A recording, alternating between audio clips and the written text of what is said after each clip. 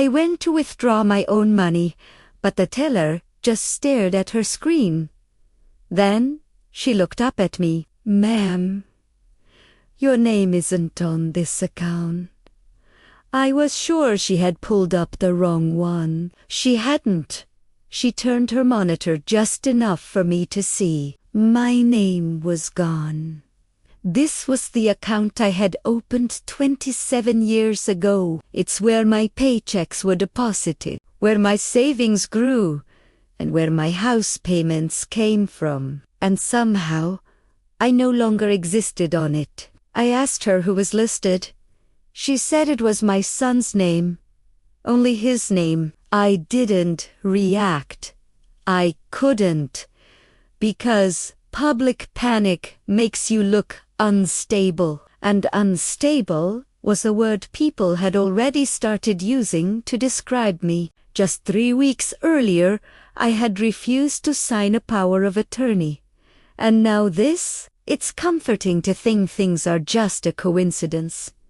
But paper trails don't lie. The teller lowered her voice, almost whispering. There was a modification request last week, but I hadn't signed anything. I asked her for copies of the documents. She hesitated for a moment, then printed them out. The signature on the form looked like mine. It was a good copy, but it wasn't mine. It was close enough to pass a quick glance, but not close enough if you really looked.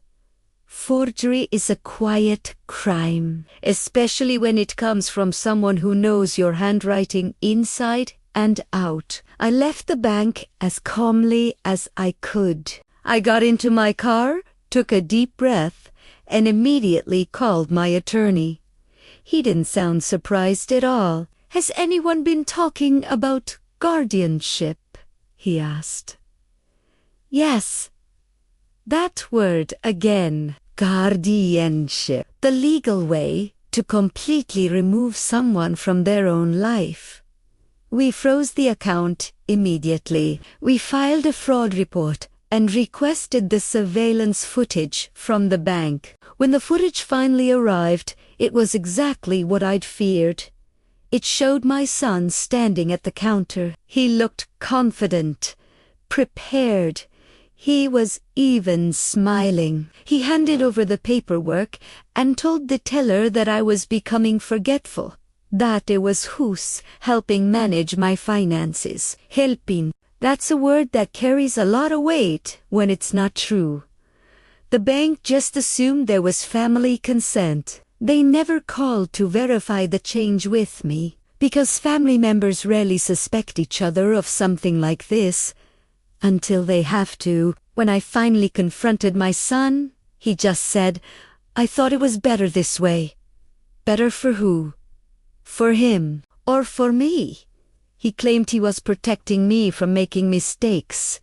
It's strange, really. The only big mistake I'd made recently was trusting him completely. My attorney moved fast. Fraud. Unauthorized account. Modification. Financial exploitation. Those words sound much heavier in a courtroom.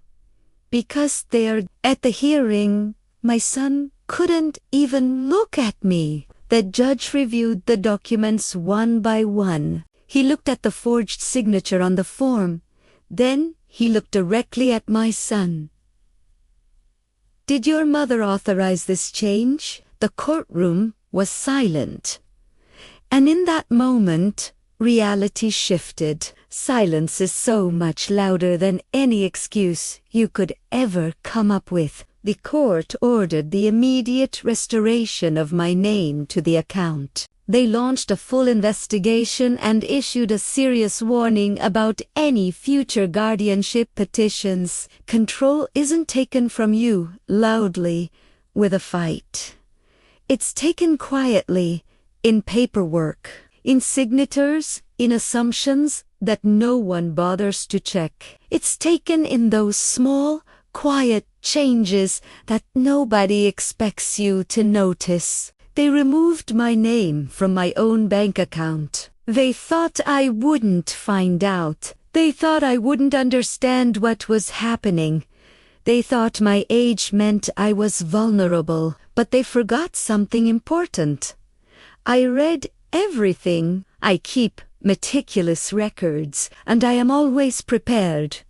If someone ever quietly changes something that belongs to you, something you've worked your whole life for, check it, then check it again. Because control rarely announces its arrival. It just edits you out of your own story. If you've ever had someone try to remove your voice from your own life, please subscribe. This channel is for the ones who catch it just in time. Thanks for listening.